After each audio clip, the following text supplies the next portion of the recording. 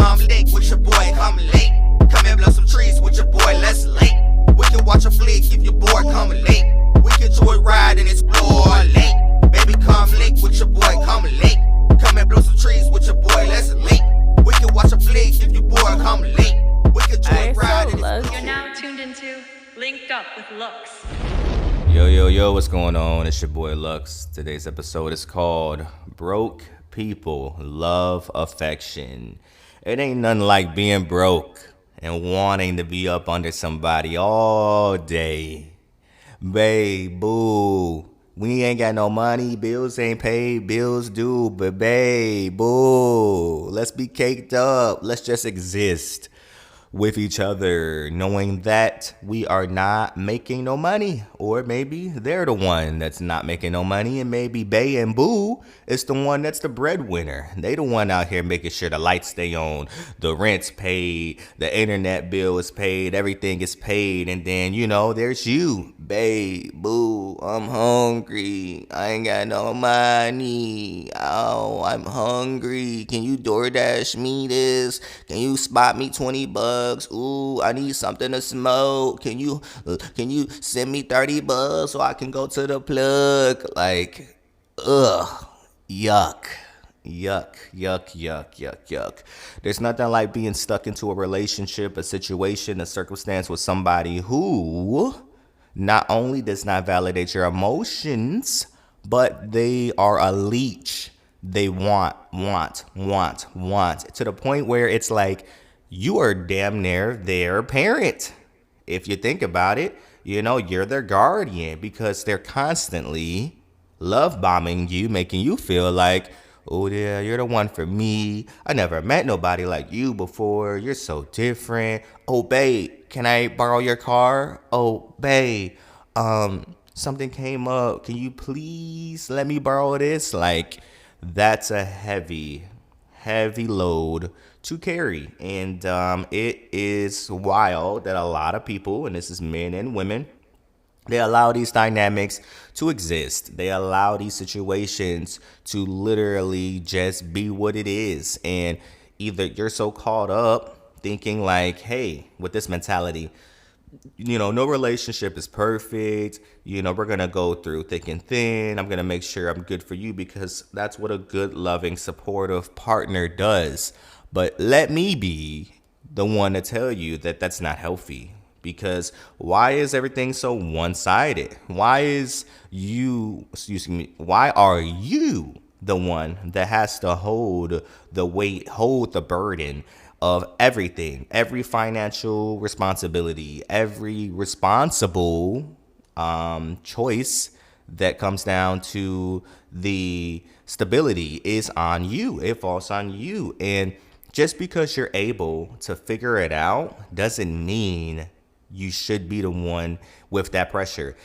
Maybe you had to take a loan out to make sure that you were able to pay for the both of y'all. You had to borrow money. You had to ask people that you never would have thought you would have had to ask for something just so you can use your resources to provide for you and your partner. That is insane. And your partner, it's not like they're so appreciative about it. They're just like, oh, wow, yeah, babe got it. Babe gonna figure it out. Rather she's working overtime. Rather she had to borrow money from her dad, her mom, her cousin, her grandpa, whoever. She figured it out.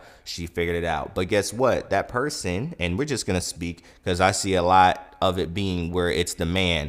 That man, he sees that the woman obviously is doing all of that stuff. Do you think he's, on his knees as soon as she gets home to rub her feet or trying to rub her back or running her a bath, with her favorite essential, fragrances and bath bombs or whatever the case may be? No. What is he doing? Sitting on the couch, texting other women on a low or sleep all day, doesn't contribute to anything, not cleaning up, not doing anything to at least make it seem like he's appreciative. He's just used to it. He's just used to you coming home after working all day and borrowing money and making sure everything was good. He wants you to come home, cook. Don't let the house not be clean, even though he's been home all day. He could have cleaned.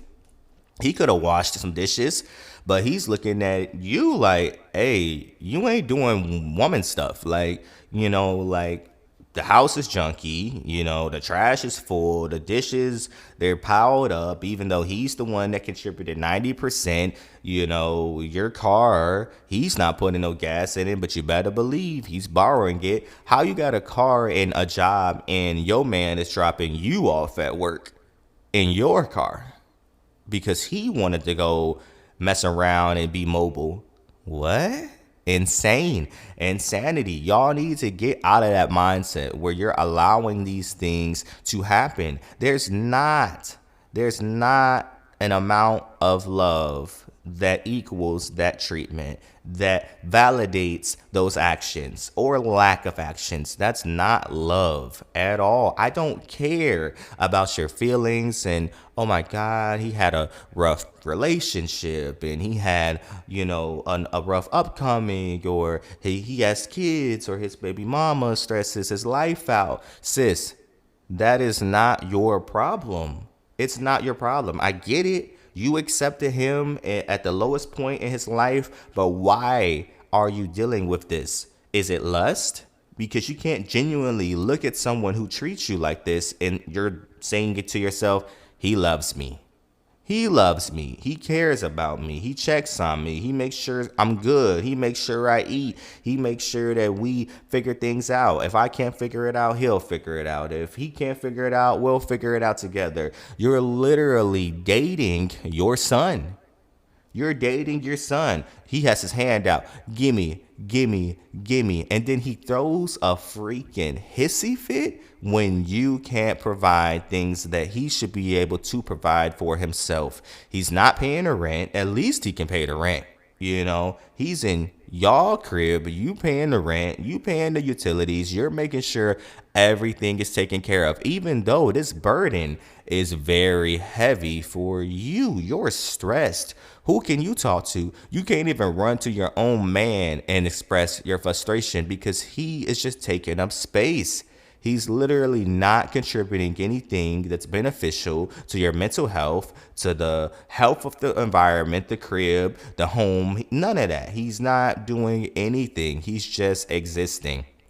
And there should be no reason why you're dealing with a man that you know he's entertaining other women, and you're just sitting there allowing him to be in your space, in your home. Oh, well, I don't want to just kick him out because he doesn't have anywhere to go.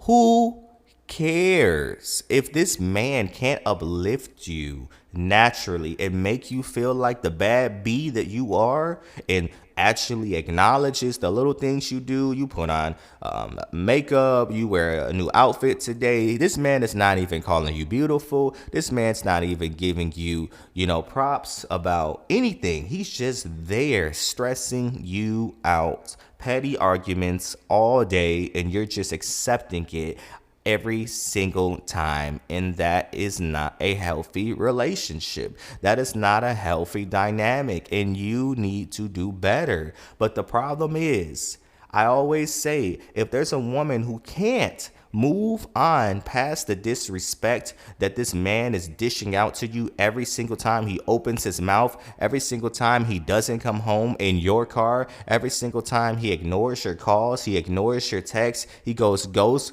for half the day, every single time that you allow this to happen, it makes me think that you don't really love yourself. You don't think you can find better. I don't care about familiarity. Oh, well, we've been with each other for a year or so long, so that's okay to be treated like crap. That's okay to be in this predicament where this man is treating you such a way. That's okay. That's acceptable. You're just gonna just accept it instead of being like, hey, I know my worth.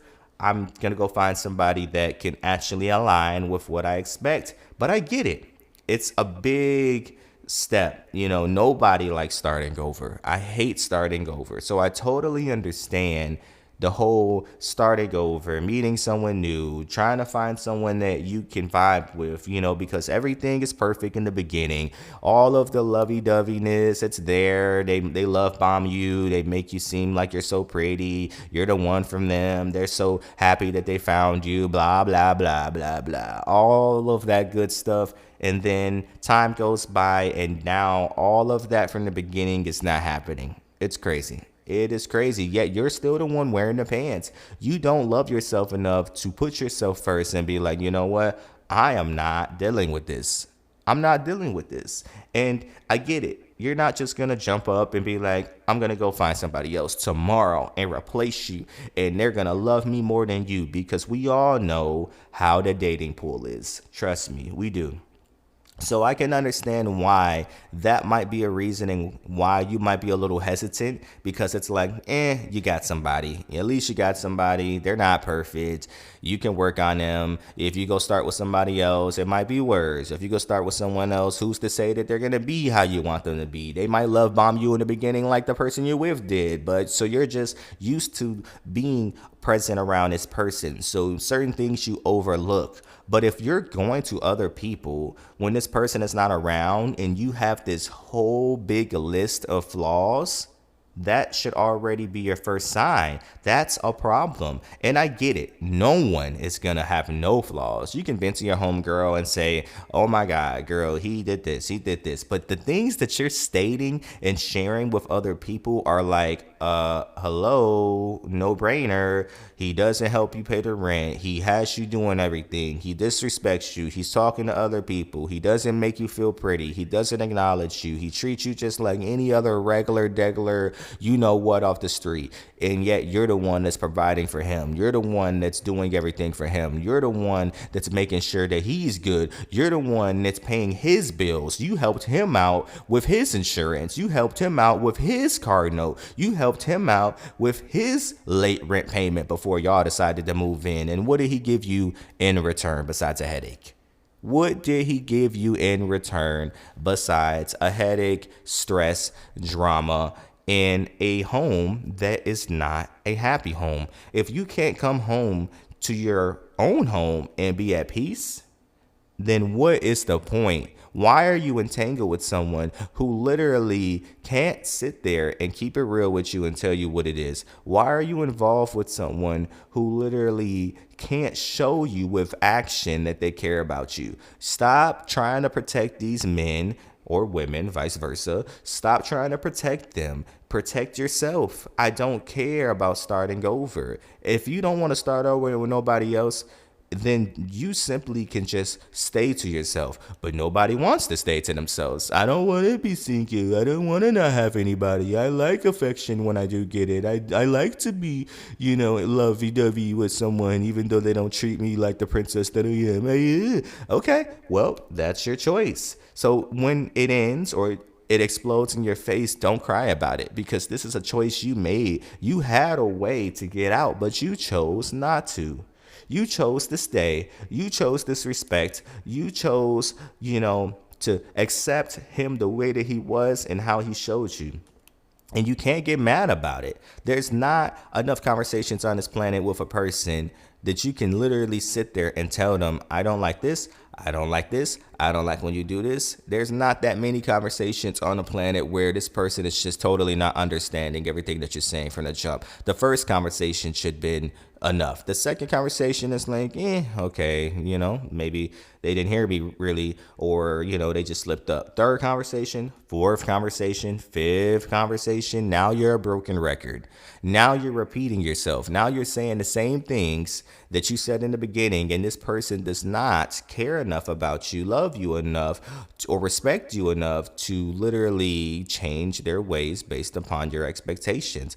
And I'm not saying you should expect them to just jump and do things different, but there should be no reason why you're constantly still doing the things that make me feel uncomfortable. You're still doing the things that make me feel uneasy when I expressed it to you. What's the point of expressing something to somebody if they're going to still do it anyway? You see what I'm saying? You're better off being like, hey, I get it. You're probably not willing to change, but guess what? I need somebody that's going to align with my expectations. Bye. Instead, y'all be like, hey, it seems like you're being a little hard-headed and you're not willing to change. So instead of me trying to cut you off and go find someone who can align to my expectations, I'm going to keep doing everything for you. Like I'm your mom. I'm going to keep paying your bills. I'm going to keep allowing you to BS me. I'm going to keep allowing you to tell me one thing and do the other. I'm going to keep giving you my car keys whenever you want, so you can probably go hang out with other women. No big deal. I'm going to keep doing everything. I'm going to keep putting myself in debt even more because I'm trying to pay the bills that we should have been splitting, or you should have been paying 100% like you said you would do as a man. But I can't tell you anything about being a man because then you get offended. You're upset. You telling me I should be more like a woman. I should cook. I should clean every single day. Breakfast, lunch, dinner, whatever the case should be. It should be made right when I get home, and everything should be spotless, even though I just worked all day. But you say something about, okay, I can do that, but can you pay the bills like a man? Can you protect? Can you provide for the household? Can you provide for the family? My money a little funny right now. Okay, then. So you can go and have your money be funny outside the crib and not be involved with me, because that don't got nothing to do with me. Women, do better. Do better. Please. Love yourself. Know your worth. All right. And I'm not saying that for you to just wake up and just have this false sense of confidence, this false sense of energy, like, hey, yo, I'm a bad bee now. I woke up. No, like, I need you to really dive into yourself and be like, okay, I know what I have to offer. I know what I can bring to the table. I know I'm not perfect, but I'm going to work on myself for myself. Nobody's opinion matters. It doesn't matter what a man thinks about this or how I do this or how I do that. As long as you're happy, genuinely happy, that is all that matters. Love yourself and stop sitting here dating your son. Your boyfriend, vice versa. If you're a man and you're dealing with a woman like this, but that's a whole different conversation. It's your boy Lux. I'm out.